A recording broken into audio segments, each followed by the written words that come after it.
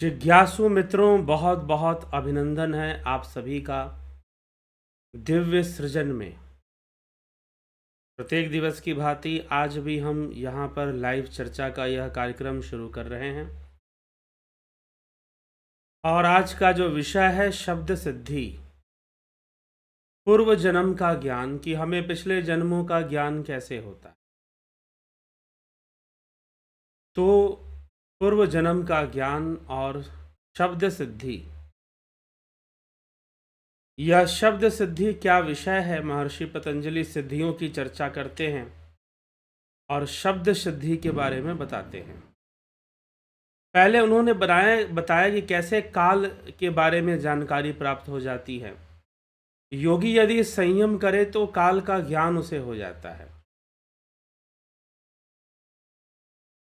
कौन कौन सी अवस्थाओं में संयम करने से, लक्षण परिणाम, अवस्था परिणाम, धर्म परिणाम, इनमें संयम करने से योगी को काल का भी ज्ञान, किसी वस्तु विषय के आगे पीछे का ज्ञान उन्हें हो जाता है। इसी तरह से शब्द सिद्धि की भी चर्चा करते हैं। किसी भी व्यक्ति की, या पशु पक्षी हो या मनुष्य हो, उसकी वाणी का ज्ञान हो जाना। तो महर्षि पतंजलि इस विषय में क्या कहते हैं? कहते हैं शब्दार्थ प्रत्ययाना मीतरेताराध्यासात संगर तत्प्रविभाग संयमात सर्वभूत रूत ज्ञानम। सर्वभूत रूत ज्ञानम, शब्द, अर्थ और प्रत्यय।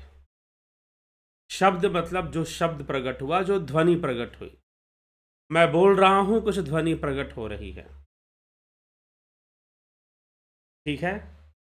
अर्थ और प्रत्यय अर्थात उसका जो भाव है, जो कहने का भाव है, उसमें जो ज्ञान है, इसके आपस में अध्यास हो जाने के कारण जो संकरावस्था हो रही है, उसके विभाग में संयम करने से, अर्थात शब्द, अर्थ और प्रत्यय इसके आपस में अध्यास हो जाने के कारण जो शंकरावस्था, मतलब कि जो ऐसी अवस्था जो कंफ्यूज कर रही है, जिसमें कंफ्यूजन हो रहा है, ठीक, जिसमें भ्रम पैदा हो रहा है, कुछ ऐसा हो रहा है।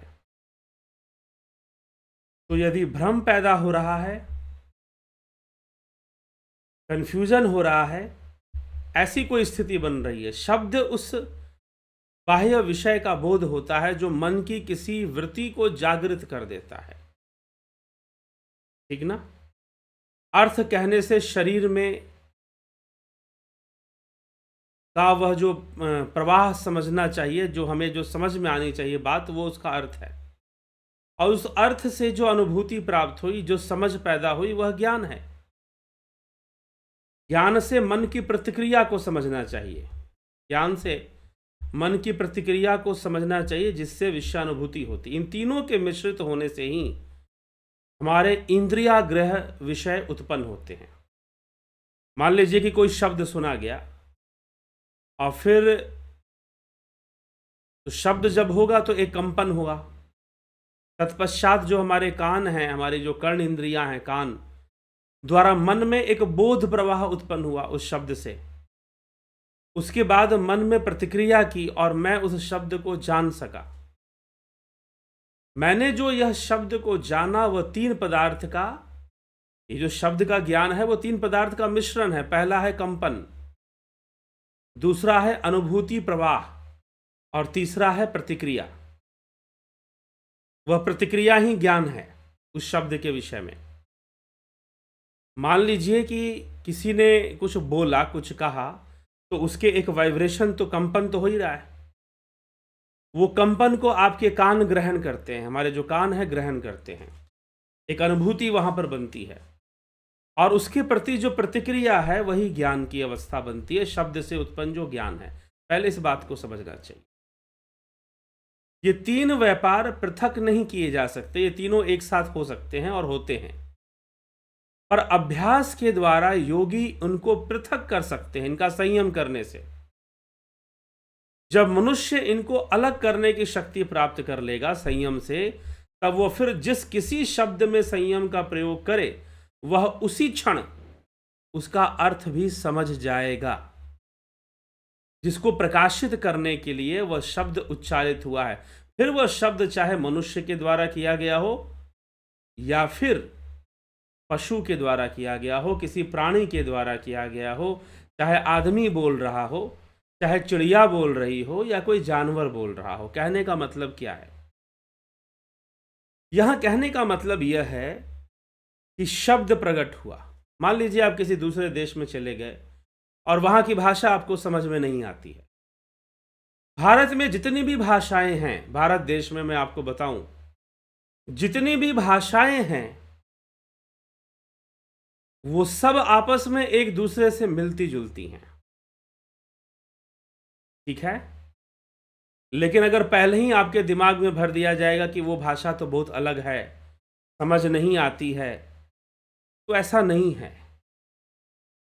मैं देश के कई हिस्सों में भ्रमण करता रहा, वहाँ की भाषाओं के बारे में जानता रहा, समझने का प्रयास करता रहा, तो मैंने कई भाषाएं सुनी, देखी। मणिपुर से मणिपुरी भाषा जो होती है उन लोगों से भी बातचीत किया। फिर आपके अरुणाचल में भी वहाँ की भाषा, फिर आपके जो दूसरी भाषाएं हैं हमारे आसामी, बंगाली, उड़िया, और फिर दक्षिण द्रविड़ लैंग्वेजेस जो हैं, जो दक्षिण जो भाग है हमारे देश का, उसमें जो सदर्न पार्ट है उसमें जो तेलुगु है, तमिल है, तो आपको बहुत सारे शब्द, संस्कृत के शब्द उसमें मिलते हैं। थोड़ा उनका प्रोनाउंसिएशन अलग ढंग से किया जाता है, बस इतना सा है। ऐसे तमिल में अगर आप जाएंगे तो बहुत सारे शब्द हैं, कुंचुम कुंचुम, शिकरम शिकरम, शिकरम मतलब जल्दी जल्दी करो, शीघ्र शीघ्र करिए।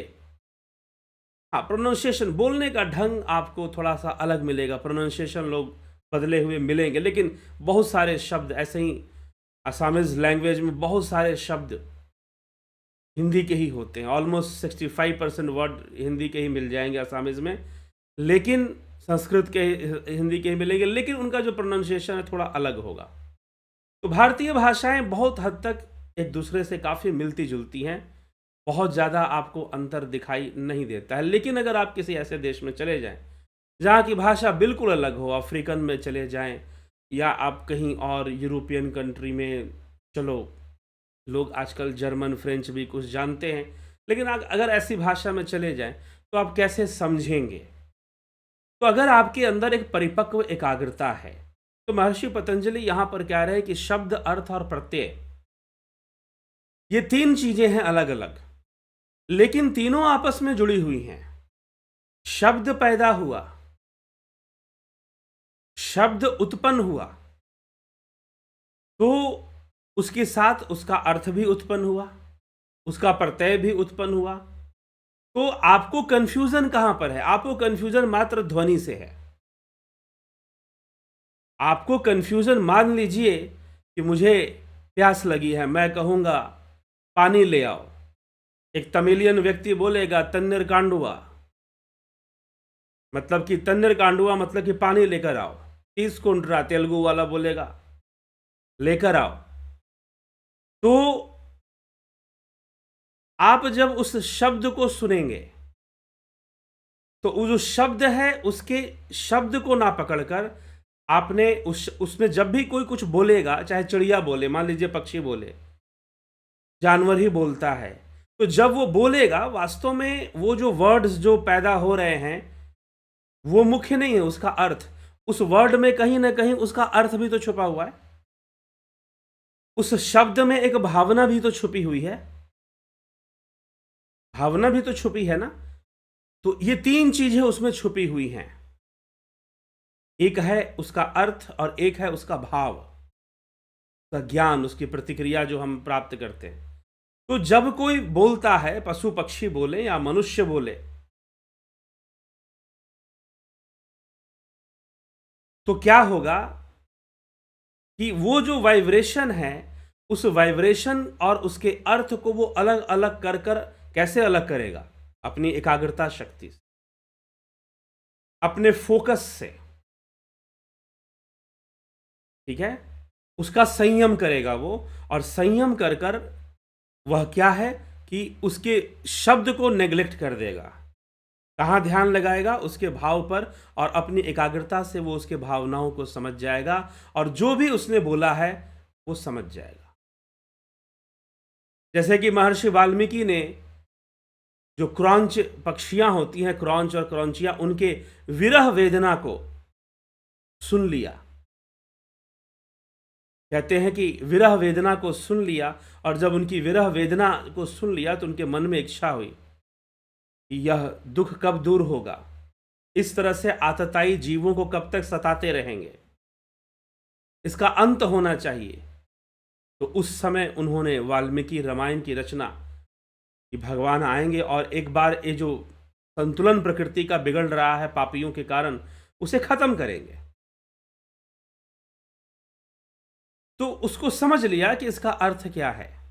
वैसे ही योगी बहुत ध्यान लगाकर, बहुत एकाग्रता से, हाँ, जिनकी एकाग्रता बहुत परिपक्व हो चुकी है, ऑर्डिनरी लेवल को क्रॉस कर चुकी है, तो वह क्या करेंगे? मात्र सुनने मात्र से थोड़ा सा ही संयम कर कर वो जान जाएंगे कि फलाना पशु क्या बोल रहा है, पक्षी क्या बोल रही है। उसके अर्थ को वो पकड़ लेंगे, उसके अर्थ को वो शीघ्र ही जान जाएंगे। ठीक है? तो जब वो उसके अर्थ को शीघ्र ही जान जाएंगे तो ये अर्थ ज्ञान उनको हो जाएगा उस विषय का। भले ही उनको भाषा का ज्ञान ना हो, भले ही उनको वो बात बोलने ना आती हो, उन्होंने वो लैंग्वेज ना सीखी हो, उन्होंने वो लैंग्वेज ना सीखी हो, तो क्या होगा कि वो जान जाएंगे कि व्यक्ति कह क्या रहा है, वो बोलना क्या चाहता है, उसका अर्थ क्या है। वो भली भांति उसको जान जाएंगे, भली भांति उसको पहचान जाएंगे। तो ये संयम से ये हो जाता है।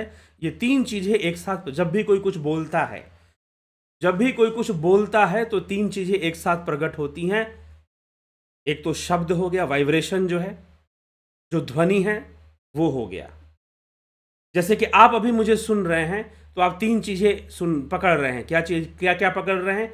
एक तो वाइब्रेशन, वाइब्रेशन मतलब जो भी वर्ड्स निकल रहे हैं, जो वाइब्रेशन है उसमें जो साउंड है वो निकल रहे हैं। एक तो साउंड है उसमें। दूसरा है उस साउंड का एक मीनिंग है। वो साउंड वास्तव में कुछ चीजों को एक्सप्रेस कर रहा है। वो साउंड जो है कुछ चीजों को एक्सप्रेस कर रहा है। तो जो एक्सप्रेस कर रहा है वो, और उस एक्सप्रेस से जो प्रतिक्रिया होती है, जो भावना होती है, वो आप उसको पकड़ सकते हैं। अभी कुछ दिनों पहले की बात है, पिछले वर्ष की बात है। पिछले वर्ष ठंड का मौसम में ऐसे ही लगभग 11-12 बजे का समय होगा, रात्रि का, मैं सोने के, हम सो चुके थे। अचानक से कुछ आवाज़ सुनाई दी, एक छोटे से जानवर की आवाज़। एक स्वान का बच्चा, कुत्ते का एक बच्चा जिसे पिल्ला कहते हैं, वो बड़ा रो रहा था, बड़ा परेशान, और वो ऐसी आवाज़ें निकाल रहा था जो आपको परेशान कर दे। तो अब उसकी जो वेदना थी, अब वो सहन नहीं हुई। भाई ये बड़ा लगातार काएँ काएँ रोए जा रहा है, मतलब कि पूरा अच्छे से रो भी नहीं रहा है, वो अच्छे से रो भी नहीं रहा है, ठीक ना, और रो भी रहा है, मतलब कि वो कुछ ढूंढ रहा है। तो साफ साफ स्पष्ट हो रहा है कि एक छोटा सा पिल्ला बच्चे की आवाज़ है, और वो जरूर भटक चुका है। तो फिर जाकर देखा, बालकनी में मैंने से देखा, तो देखा कि एक पिल्ला भटक रहा है। लेकिन फिर उसने भटक रहा है, ये रोए जा रहा है, ये इसके लगता है कि इसकी माँ से बिछड़ गया है, और लेकिन फिर ये कुछ करने की भी कोशिश कर रहा है, कहीं चढ़ने की कोशिश कर रहा है, चढ़ नहीं पा रहा है, ठीक, चढ़ नहीं पा रहा है और रोए भी जा रहा है। और ठंड बहुत है, लगभग जनवरी का महीना। तो उसने इतना, मतलब उसकी आवाज़ सोने नहीं दे रही थी। ऐसी बात नहीं कि उसकी आवाज़ बहुत तेज थी, लेकिन उस आवाज़ में इतना विरह था, उसके आवाज़ में, उस एक कुत्ते के पिल्ले की आवाज़ में इतना विरह था, इतना दर्द था कि उठे बिना, उसे देखे बिना अब रहा नहीं गया। फिर मैंने एक और भाई को साथ में लिया और गए कि जाकर देखे रोड का ये चीज़ें हो रही थी वहाँ पर। तो वहाँ पर एक नया मकान बन रहा था, नया घर बन रहा था। तो वहाँ पर वो पिल्ला बेचारा ठंड में अपना रो रहा था और बार बार चढ़ने की कोशिश कर रहा था। तो हमने देखा कि जहाँ वो चढ़ने की कोशिश कर रहा था वहाँ उसकी माँ पहले से बैठी हुई थी, अर्थात वो माँ से बिछड़ा नहीं था, बस वो वहाँ तक पहुँच नहीं पा रहा था और उसकी माँ कोई प्रयास नहीं कर रही थी उसको लाने की। क्यों? क्योंकि वो चाहती थी कि भाई ये अपने प्रयास से खुद मेरे पास आए। लेकिन उसमें वो बड़ा परेशान, अपनी माता से मिलने के चक्कर में वो बड़ा परेशान था। तो इस प्रकार से उसका जो शब्द है वो बता रहा था कि भाई मैं गुम हो चुका हूं, मैं रास्ता भटक चुका हूं, मुझे सहायता की आवश्यकता है। वो कहीं ना कहीं ये बात अपनी आवाज से निकाल रहा था, कह रहा था। भले उसकी भाषा हमें नहीं पता, लेकिन उसके ध्वनि से अगर उसके अर्थ पर फोकस किया जाए तो साफ साफ उसका मतलब भी समझ में आ रहा था। तो कहने का मतलब ये कि बहुत बड़ी बात नहीं की जा रही है यहां पर कोई बहुत बड़ी बात नहीं की जा रही है। ठीक, आप पक्षियों को भी देख सकते हैं। कौवा कभी आए और कौवा कभी बोले तो ध्यान से उसे अगर गौर करेंगे, देखेंगे कि उसका इंटेंशन क्या है, किस इंटेंशन से बोल रहा है, आवाज निकाल रहा है। कई बार वो बुलाते हैं अपने आसपास के कौवों को आवाज निकालकर। ठीक, कई बार वो खुशी प्रसन्नता व्यक्त करते हैं। बस योगी यहां पर क्या करेगा कि उसके कंपन को छोड़कर उसके अर्थ पर वो संयम कर लेगा। क्योंकि भाई अगर किसी ने कुछ बोला है, चाहे पशु हो चाहे मनुष्य हो, यदि उसने बोला है तो उसका भाव तो होगा, उसका अर्थ तो होगा, कुछ ना कुछ उसका अर्थ तो होगा, उसका भाव भी होगा। तो योगी उस कंपन और उस तीनों को अलग अलग कर कर देखेगा, एक साथ नहीं देखेगा, एक साथ नहीं देखेगा। ठीक ना? और वह जो है, और जब उस पर फोकस किया जाए तो योगी जो है उसके संपूर्ण अर्थ को समझ लेते हैं, उसके मन की बात जान लेते हैं कि वास्तव में यह पशु क्या कह रहा है या फिर यह पक्षी क्या कह रही है। और कई बार योगी बिल्कुल वैसा ही, और जब उसके कंपन पर ध्यान देते हैं। अब दूसरा यहां पर एक दूसरी शब्द शक्ति है, सिद्धि है। क्या सिद्धि है? कि यदि योगी उसके कंपन पर, कंपन अर्थ और प्रत्यय, मतलब कंपन अर्थ और प्रतिक्रिया, प्रतिक्रिया से ज्ञान होता है। ठीक है, अगर वो कंपन का संयम करता है, मतलब कि जैसे कि मैं बोल रहा हूं, कंपन एक निकल रहा है, अगर योगी उस कंपन पर संयम कर ले तो वो ठीक वही भाषा बोल लेगा, बिना सिखाए, बिना सीखे, बिना अभ्यास के। वैसे ही वाणी को वो प्रकट कर देगा अपनी, और उसे जवाब भी दे देगा, उत्तर भी दे देगा। तो एक सिद्ध योगियों के अंदर यह काम बस यह है कि एक साधारण मनुष्य करने की कोशिश करेगा तो शायद उसके लिए कठिन होगा, लेकिन एक सिद्ध योगी जिसकी एकाग्रता बहुत विकसित हो चुकी है, जो ऑर्डिनरी लेवल से ऊपर जा चुका है, एक्स्ट्रा ऑर्डिनरी हो चुका है, ठीक ना, वो उसका ध्यान उस लेवल पे जा चुका है, उसे कोई भाषा सीखने की जरूरत नहीं है। वो किसी भाषा को सुनेगा और उसी भाषा में उत्तर दे देगा। यहां तक कि वो पशु पक्षियों से भी बातचीत कर लेगा, जानवरों से भी बात कर लेगा वो। ठीक है, अब वैसे तो योगियों के बारे में बहुत सारी कथाएं सुनने को मिलती है। गुरु गोरखनाथ जी, संत ज्ञानेश्वर और पीछे के कई योगी हुए जिनके बहुत चमत्कारी कार्य दिखाई देते हैं, तो सब संयम से होता है। महर्षि पतंजलि उन सिद्धियों का विज्ञान यहां पर समझा रहे हैं, उन सिद्धियों का विज्ञान यहां प्रकट कर रहे हैं कि ये कैसे घटनाएं घटती हैं, योगी कैसे कर सकता है। बस वो संयम करता है। तो यहां पर वो तीन चीजों में बांट दिया। जो ध्वनि निकलती है, आप सोचिए कितना साइंटिफिक वे में वो समझा रहे हैं कि जो ध्वनि निकल रही है उनको तीन भाग में बांट दिया। एक है कंपन, एक है अर्थ, और तीसरा है उसका प्रत्यय, उसका प्रतिक्रिया। ठीक है, अगर आप चाहते हैं कि पक्षी के साथ आप बातचीत करें तो उसके कंपन को पकड़िए और उसकी भाषा को समझ लीजिए, फिर आप वही अपने गले से वही आवाज निकाल देंगे और उससे उसको जवाब दे देंगे, उससे बातचीत भी कर लेंगे। तो कंपन पर अगर संयम करता है तो ये ऐसा वो करने में सामर्थ्यवान हो सकता है। नहीं तो अर्थ पर संयम कर कर उसका सही अर्थ समझ सकता है। तो इस प्रकार से योगी इन तीनों को, ये तीनों चीजें एक साथ प्रकट होती हैं जब भी कोई बोलता है। मैं यहां पर बोल रहा हूं, ये तीनों चीजें एक साथ प्रकट हो रही हैं। एक लैंग्वेज के रूप में कंपन पैदा हो रहा है, और इंटेंशन जो अर्थ है वो भी इसमें से निकल रहा है, और ज्ञान भी निकल रहा है। तो इन तीनों को अलग अलग कर कर योगी समझते हैं, और जिस पर संयम करेंगे वही उनको प्राप्त हो जाएगा।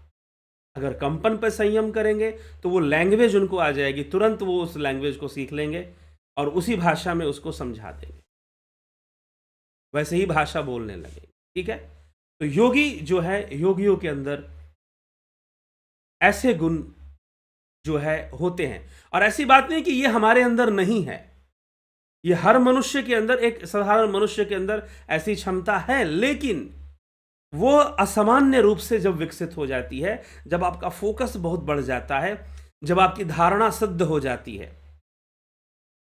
धारणा, ध्यान, समाधि, संयम होता है।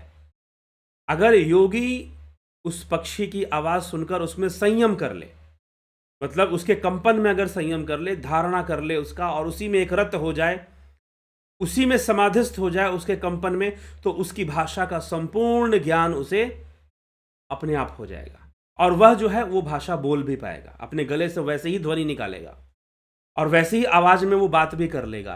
ये योगियों के अंदर ये क्षमता आ जाती है। और ये क्षमता क्यों आती है? बस एक चीज के कारण, और वह है उनकी एकाग्रता का विकास हो जाना, उनकी धारणा शक्ति का विकास हो जाना।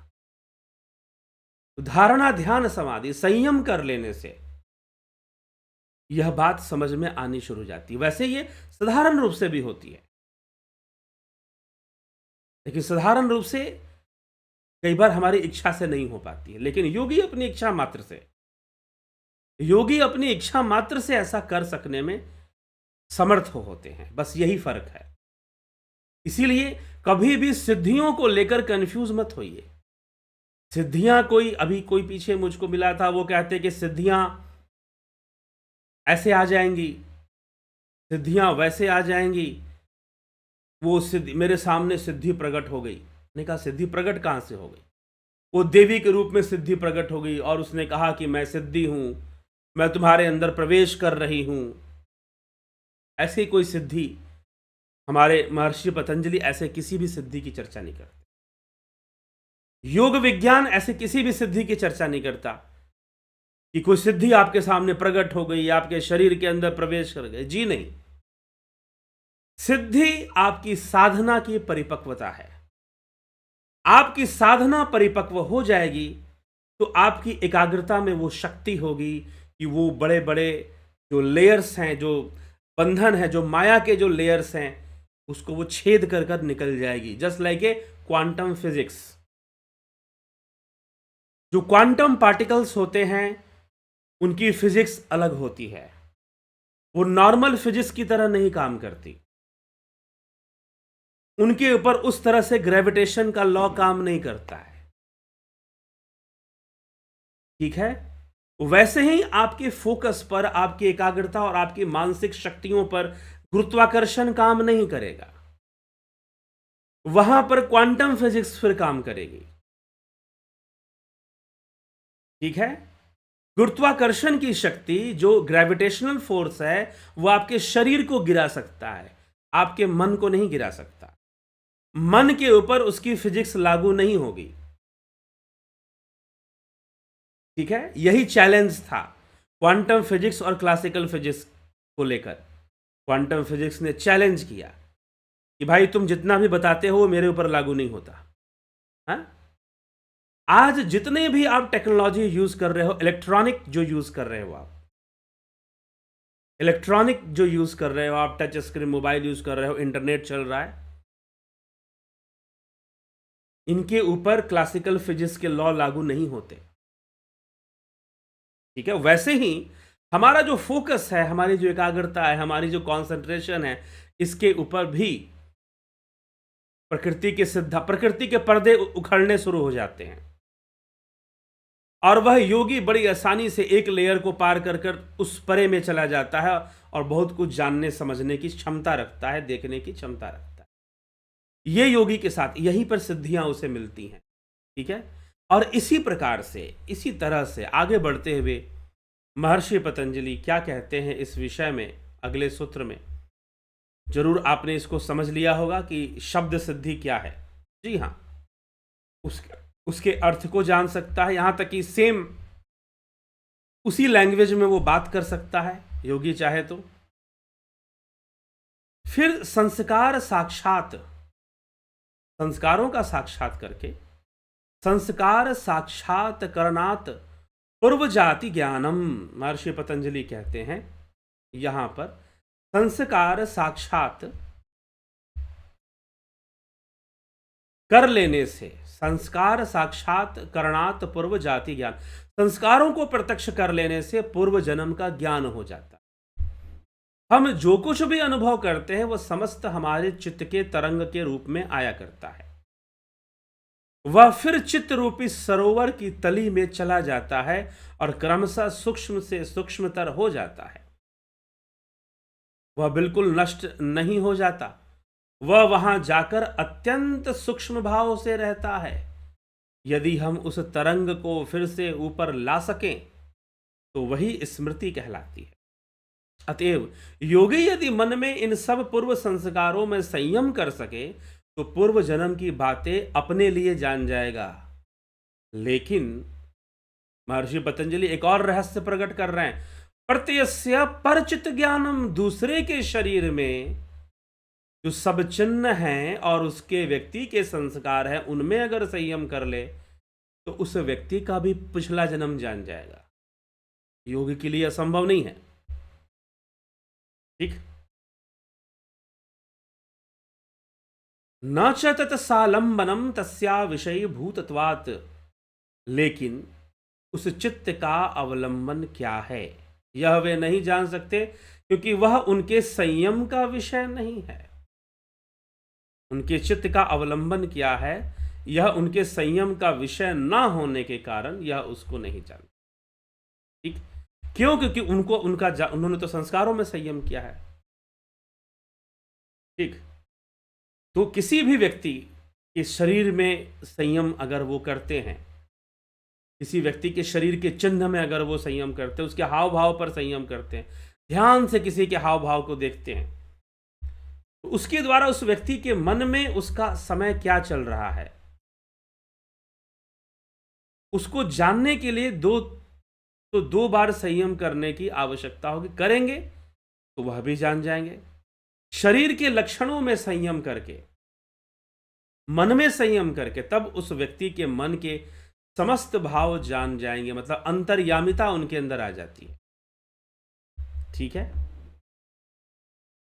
चलिए, तो पहले यहां पर कहते हैं कि जैसे कि कोई व्यक्ति संस्कार साक्षात करणात पूर्व जाति ज्ञानम, संस्कारों का ध्यान करते हुए, अपने स्मृतियों का ध्यान करते हुए, महर्षि पतंजलि कहना चाहते हैं कि अनेक जन्म जो हमारे हुए हैं वो सब हमारे चित्त में हैं, लेकिन चित्त की गहराई में वो कहीं पर सूक्ष्म रूप में विद्यमान हैं।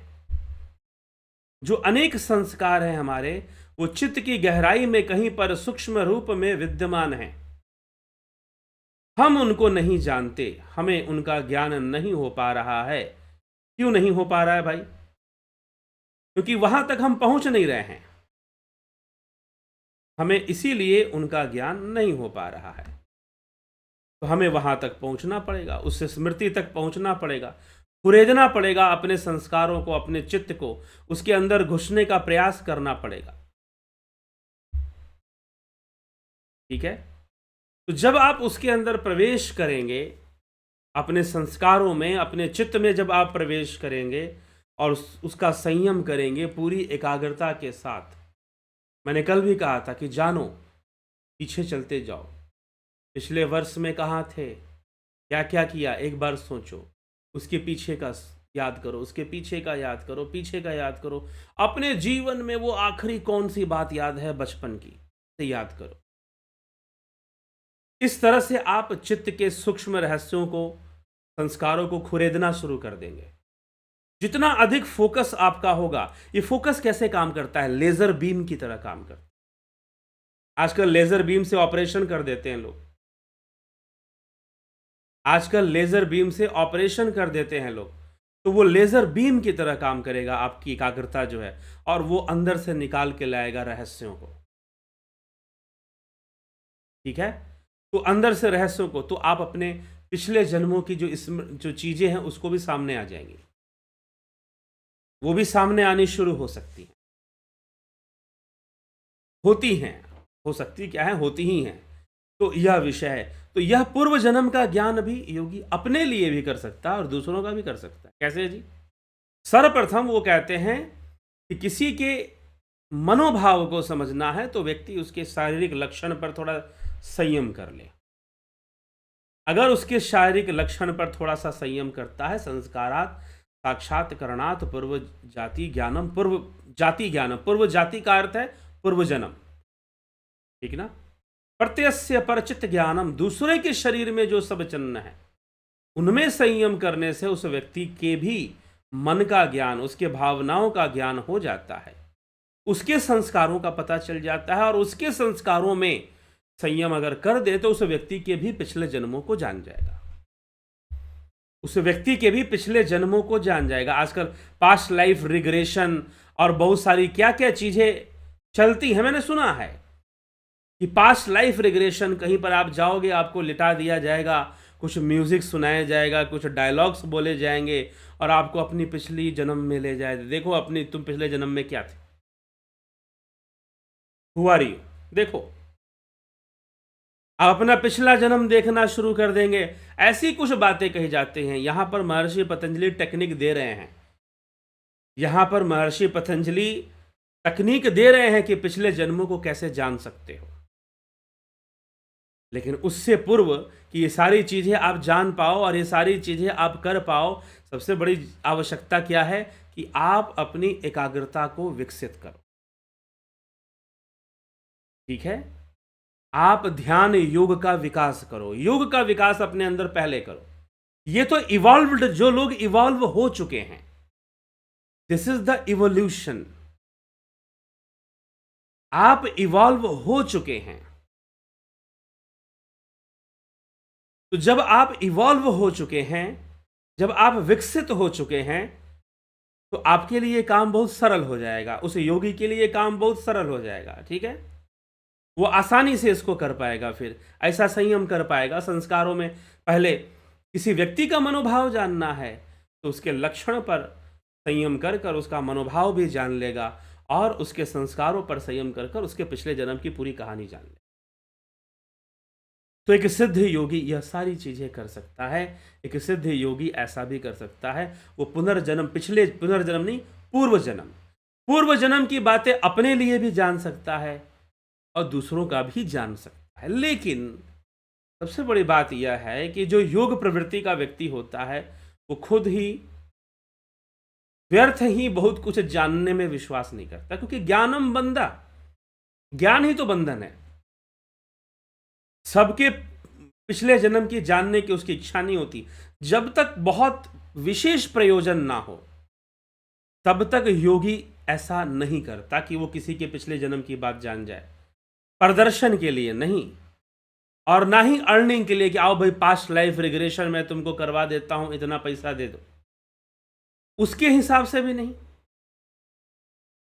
ठीक है, तो योगी जो है वो खुद भी जान सकता है, दूसरों के पिछले जन्म जान सकता है, और अपना भी जान सकता है अपने संयम से।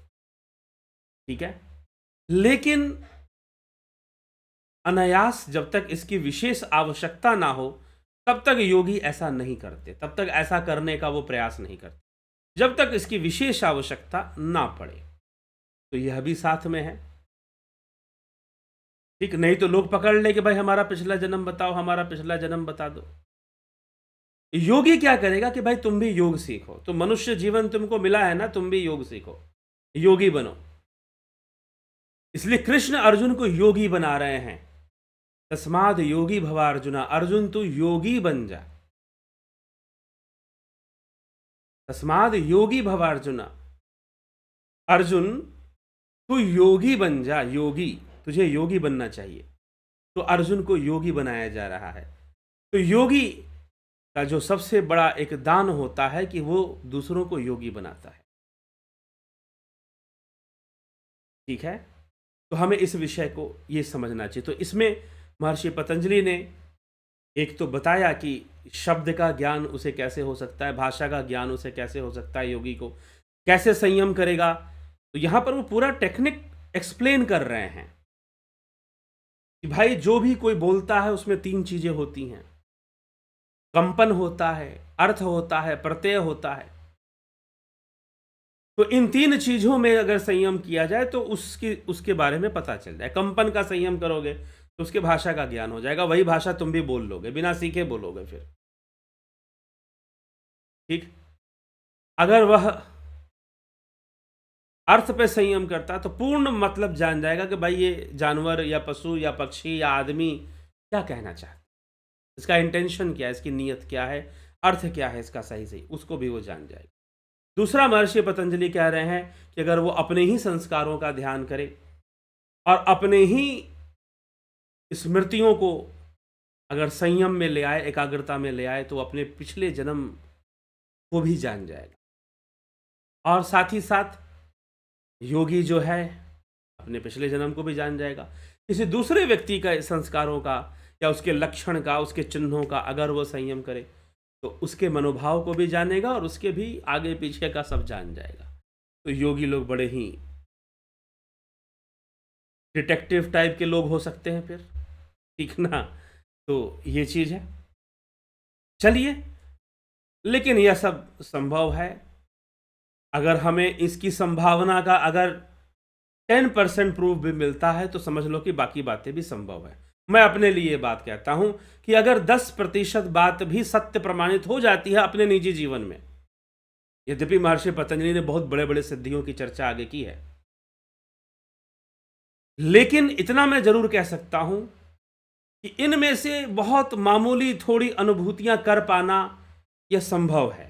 आम आदमी भी अगर साधना करता है, कुछ वर्षों तक एकाग्रता से ध्यान योग करे, साधना करे, तो वो कई चीज़ों को अपने जीवन में ला सकता है। तो आपको विश्वास हो जाएगा कि महर्षि पतंजलि जो बातें बोल रहे हैं वो ऐसे ही नहीं कह रहे हैं। अभी मुझे कोई समाजी व्यक्ति मिले थे, किसी समाज से जुड़े थे, उन्होंने कहा कि ये विभूतिपाद बस ऐसे ही लिख दिया गया है, इसको अर्थ, अरे भाई तुम्हारे गुरुजी को ना समझ में आ गया तो भाई किसी को समझ में नहीं आएगा। तो इस तरह से नहीं कहना चाहिए। तो यह चीज है, ये बहुत साधारण सी बात महर्षि पतंजलि कर रहे हैं, क्योंकि यही बात होती है जब कोई बहुत बड़ी बात समझनी होती है तो छोटी बातों से जब हम चलते हैं तो हमें बड़ी बात भी समझ में आ जाती है। फिजिक्स का कोई बहुत बड़ा कॉन्सेप्ट है, क्वांटम फिजिक्स का कॉन्सेप्ट है, या फिर कोई डाटा साइंस का कोई कॉन्सेप्ट है, या फिर कोई आपको रॉकेट साइंस का कॉन्सेप्ट कुछ है, हमें नहीं समझ में आ रहा, अगर वो कहाँ से डिराइव हो रहा है, छोटी छोटी बातों से ही तो निकला होगा वो कहीं ना कहीं। तो उसी प्रकार से महर्षि पतंजलि बिल्कुल छोटी छोटी बातों से समझा रहे हैं कि भाई ऐसे ऐसे होता है। अब यही चीज असामान्य रूप से जब विकसित हो जाती है तो बड़ी बड़ी सिद्धियां आ जाती हैं, बड़ी बड़ी सिद्धियां आ जाती हैं। तो महर्षि पतंजलि एक रास्ता पकड़ा रहे हैं अपने सूत्रों से कि ये रास्ता पकड़ लो, ऐसे सिद्धियों का विकास होता है। ठीक है? तो अभी आज जो सिद्धियों के बारे में महर्षि पतंजलि ने बताया वो आपको समझ में आएगा कि हाँ भाई ऐसा होता है, थोड़ा बहुत होता है, और शायद हमारा फोकस बढ़ जाएगा तो और ज्यादा हो जाएगा। कोई चिड़िया है, उसकी भाषा आप वो बता रही है आपको कुछ, आप समझ रहे हैं, कई बार इग्नोर कर देंगे, अरे चिड़िया पता नहीं क्या बोल रही है, कौन जानता है, लेकिन ध्यान से सोचो क्या बोल रही है। आपको लगेगा शायद कुछ ढूंढ रही है, शायद परेशान है, शायद किसी को बुला रही है, अपने मित्रों को शायद बुला रही है, या शायद भूखी है। आपको मनोभाव, नॉर्मल आदमी के लिए कह रहा हूं, जो योग साधना करते हैं उनकी बात छोड़ दीजिए, उनकी तो सेंसिटिविटी बहुत बढ़ जाती ही है, वो समझ जाएंगे कि भाई चिड़िया क्या कह रही है, समझ में आ जाता है, या पशु क्या कह रहा है पता चल जाता है। ठीक है? भले हम उनकी भाषा नहीं जानते फिर भी हम उनके भाव समझ सकते हैं। लेकिन अगर हमारा फोकस बहुत बढ़ जाए, एकाग्रता बहुत बढ़ जाए, असामान्य रूप से बढ़ जाए, तो हम सबको जान जाएंगे कि चिड़िया क्या कह रही है, क्या नहीं कह रही है। ठीक है, यहाँ तक कि उसकी भाषा को बोल भी देंगे, फिर उससे बातें भी कर लेंगे उसी की लैंग्वेज में। तो यह डिपेंड करता है लेवल ऑफ कॉन्शियसनेस, आपकी चेतना इवॉल्व करती है कि नहीं, विकसित हुई है कि नहीं, एकाग्रता का विकास हुआ है कि नहीं। अगर हुआ है तो अवश्य ही आपके जीवन में ऐसी घटनाएं बहुत सरल ढंग से घटनी शुरू हो जाएगी, अवश्य घटनी शुरू हो जाए। ठीक है, तो यह सब विषय महर्षि पतंजलि यहां समझा रहे हैं। तो थोड़ा बहुत भी हम समझें तो हमें समझ में आ जाएगा कि ये सिद्धियां कैसे विकसित होती हैं। अब महर्षि पतंजलि अगले सूत्रों में बड़े बड़े सिद्धियों की चर्चा कर रहे हैं, जैसे कि अंतर्धान होने की सिद्धि, गायब हो जाना, दिखाई ही ना देना, और आगे अष्ट सिद्धियों की भी चर्चा आएगी। तो ऐसे बहुत बड़े बड़े सिद्धियों की भी अब आगे महर्षि पतंजलि, आकाश में गमन करने की सिद्धि, आकाश गमन करने की, गमन मतलब यात्रा करना आकाश में।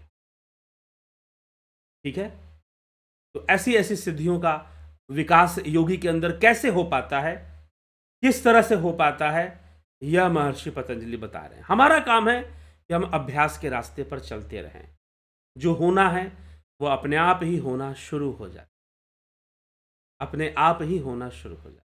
ठीक है, तो यह हमें समझना चाहिए। तो चलिए आगे बढ़ते हैं हम, और देखते हैं कौन कौन कमेंट कर रहा है। लेकिन उससे पूर्व बता दें कि philosophy course on philosophy, online course on philosophy क्या है? दर्शन का यह कोर्स हमें कल से शुरू होगा। यह आप ज्वाइनिंग कर सकते हैं, 2 तारीख तक आप ज्वाइन इसको कर सकते हैं, लेकिन यह कोर्स जो है कल से शुरू हो जाएगा। वीडियोस कुछ मिलेंगी, ज़्यादा नुकसान आपका नहीं होगा 2 तारीख से 2 तारीख तक।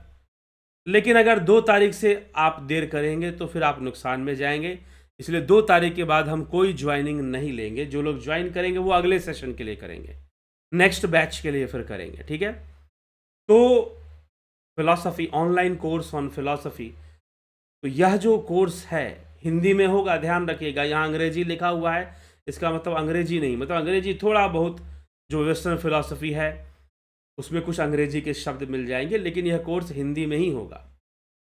ठीक है, तो फिलहाल इंग्लिश में इसे अलग ढंग से लाया जाए बाद में, यह एक अलग बात है, यह एक अलग विषय होगा। फिर इंग्लिश में आगे हम कोर्स लाने वाले हैं, इंग्लिश में वह कोर्स इंग्लिश लैंग्वेज में होगा, और दूसरे लैंग्वेजेस, यूरोपियन लैंग्वेजेस में भी लाने की कोशिश करेंगे, जो कि सनातन धर्म के बारे में बताएंगे। उसमें एक पूरा एक कंक्लूडेड कोर्स होगा जो कि सनातन धर्म की जानकारी लोगों को देगा अंग्रेजी भाषा में। वो भी लाने का पूरा प्रयास है, उस पर भी कार्य चल रहा है। तो यह जो बातें हैं हमें समझना है। तो फिलॉसफी का जो कोर्स है, विशेषकर यह कोर्स आपको इसलिए दिया जा रहा है कि आप बहुत आसानी से विश्व विचारधारा, विश्व दर्शन के बारे में जान पाएं, अंधविश्वासों को दूर कर पाएं। और यदि आपको अपने सनातन धर्म के बारे में किसी को समझाना, बताना है, तो आपके पास लॉजिक होना चाहिए, आपके पास डायलॉग्स होने चाहिए, तब आप सही से बता पाओगे, सही से कह पाओगे। ठीक है, तो ये चीज़ है। तो ज़रूर इस कोर्स को आप ज्वाइन करें। सनातन धर्म दर्शन, सनातन धर्म के जो दर्शन हैं, वैदिक दर्शन जो हैं, उन पर हम चर्चा करेंगे, विस्तार से चर्चा करेंगे इस कोर्स के अंतर्गत। तो फिलहाल यह कोर्स थोड़े से रिकॉर्डेड वीडियोस और लाइव सेशन में यह चलेगा, तो हम लोग इस पर चर्चा अवश्य करेंगे। जो लोग ज्वाइन कर चुके हैं, कुछ लोगों ने ज्वाइन किया है, आप भी ज्वाइन कर सकते हैं। लगभग 20-25 लोगों ने लगभग ज्वाइन कर लिया है। ठीक है, तो जो लोग बाकी हैं, हाँ, लेकिन 1-2 लोग ऐसे हैं जिन्होंने सीधा मेंबरशिप ज्वाइन किया, लेकिन इंटीमेट उन्होंने मुझे बताया नहीं है कि वो कौन है।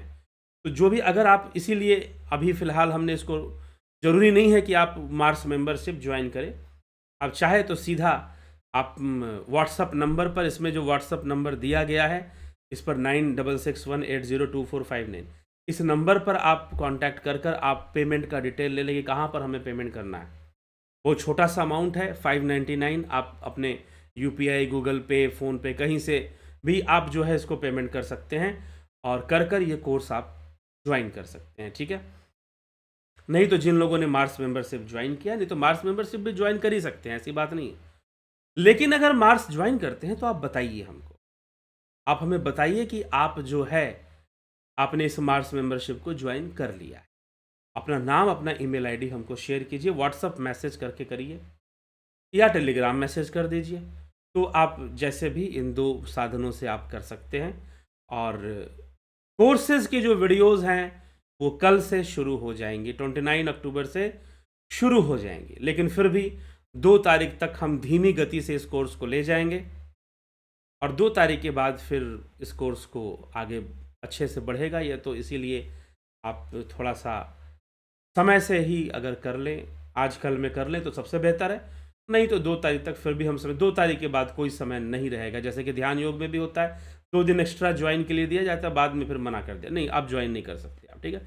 वैसे ही 2 तारीख के बाद इसमें ज्वाइनिंग नहीं होगी, क्योंकि 2 तारीख के ज्वाइन कर लोगे, पीछे का आपका काफ़ी छूट जाएगा, तो बाकी लोगों की बराबरी करने में फिर आपके थोड़ा समय लगेगा, ठीक है। फिर भी मैटर आपको दिया जा सकता है, लेकिन समय लगेगा, तो वो थोड़ा ठीक नहीं रहेगा कि कोर्स को एक टाइम से शुरू करना, ख़त्म करना, वो बहुत ज़रूरी एक होता है, उसका एक महत्व होता है। तो ये बात आप समझ कर चलिए, ठीक है। आगे बढ़ते हैं हम, और फिर कल मिलते हैं 9 बजे लाइव चर्चा में यहीं पर। आप सभी से एक अलग विषय, आगे का जो विषय, आगे कई सिद्धियां महर्षि पतंजलि बताने वाले हैं, उन सिद्धियों को समझने का प्रयास करेंगे कि कैसे उन्होंने अंतर्धान होने की सिद्धि बताई है, ठीक है। लघिमा और गरिमा, अणिमा, ये अष्ट सिद्धियां होती हैं। लघिमा, गरिमा, अणिमा, ठीक ना, प्राप्ति, ईश्वरत्व, इस तरह से अष्ट सिद्धियों का वर्णन आता है। तो हम वो सब जो है चर्चा में धीरे धीरे लेकर आएंगे, ठीक है। जुड़े रहें, बने रहें, लाभ उठाते रहें और साथ में वीडियोस को शेयर भी किया करें। बहुत बहुत आभार आप सभी का।